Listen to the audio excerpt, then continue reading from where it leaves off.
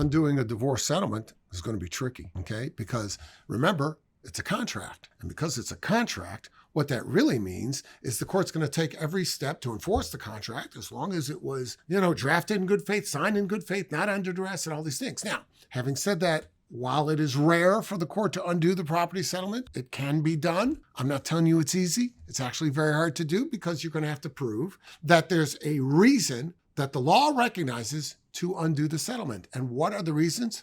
Fraud, mutual mistake, undue influence, these kind of things might allow the court to say, you know what, it's not fair, I'm going to undo it, but it's very rare and you're going to need court approval. The court is going to have to say, I get that. And you have to be mindful of the fact that you only got a certain amount of time to undo a judgment. Like everything else in life, there are time limits that could very well apply, and they may change state to state, jurisdiction to jurisdiction. So you're going to have to look at that. How are you going to know this? The answer is you're not going to. So you're going to call a lawyer. A lawyer is going to be essential to this process because even if you've got the time to do it, even if the time hasn't elapsed and you still are within the statute of limitations, so to speak, a lawyer may tell you you can do it, but you shouldn't. You shouldn't do it because you're going to spend a lot of money. You're going to spend money that maybe you don't have on a battle that's not at least 50-50. The lawyer can tell you. You can ask him, what are the odds are this is going to work? If it's not, at least strong,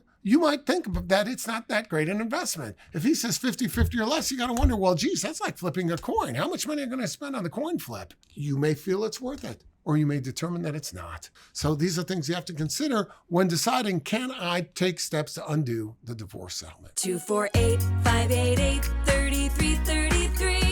248